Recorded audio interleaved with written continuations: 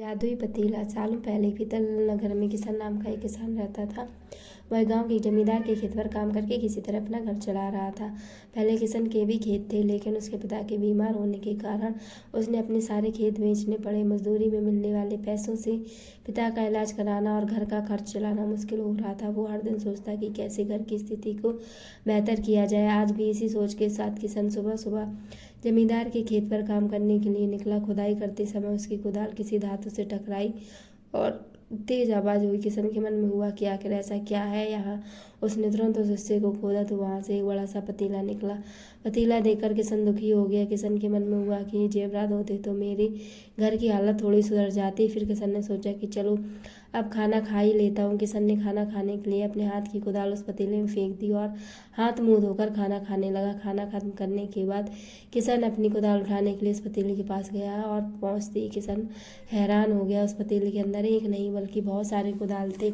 उसे कुछ समझ नहीं आया। तभी उसने अपने पास रखी एक टोकरी को भी उस पतीले में फेंक दिया। वो एक टोकरी भी पतीले के अंदर जाते ही बहुत सारी हो गई। यह सब देखकर किशन खुश हो गया और जादुई पतीले को अपने साथ घर लेकर चला आया। वो हर दिन उस बर्तन में अपने कुछ औजार डालता और जब वो ज़्यादा हो जाते तब उन्हें बाजार जाकर बेच आता।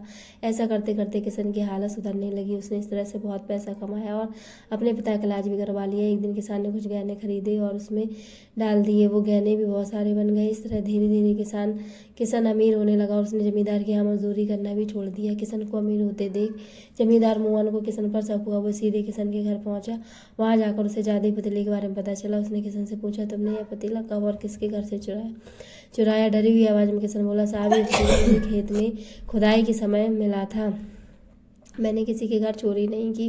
खेत में खुदाई की बात सुनते जमींदार, यह पतीला जब मेरे खेत से मिला तो यह मेरा हुआ। किशन ने जादुई पतीला न ले कर जाने की बहुत मिन्नतें की, लेकिन जमींदार मोहन ने उसकी एक नहीं सुनी और वो जबरदस्ती अपने साथ वो जादुई पतीला लेकर चला आया। जमींदार ने भी किशन की ही तरह उसमें सामान डालकर उन्हें बढ़ाना शुरू किया। एक दिन जमींदार ने अपने घर में मौजूद सारे गहने एक एक करके उस पतीले में डाल दिए और रातों रात बहुत अमीर हो गया। एकदम से जमींदार के अमीर होने की खबर पीतल नगर के राजा तक पहुंच गई। पता लगाने पर राजा को भी जादुई पतीले की जानकारी मिली। फिर क्या था, राजा ने तुरंत अपने लोगों को भेजकर जमींदार के यहाँ से वो पतीला राजमहल मंगवा लिया। राजमहल में उस जादुई पतीले की पहुंचते ही राजा ने अपने आसपास मौजूद सामान को उसमें डालना शुरू किया। सामान को बढ़ता देख राजा दंग रह गए होते हुए। आखिर में राजा खुद पतीले के अंदर चला गया। देखते देखते उस पतीले के बहुत सारे राजा निकल आए। पतीले से निकला राजा बोलता, मैं पीतल नगर का असली राजा हूँ, तुम्हें इस जादुई पतीले ने बनाया। ऐसा होते होते सारे राजा आपस में लड़ने लगे और लड़कर मर गए और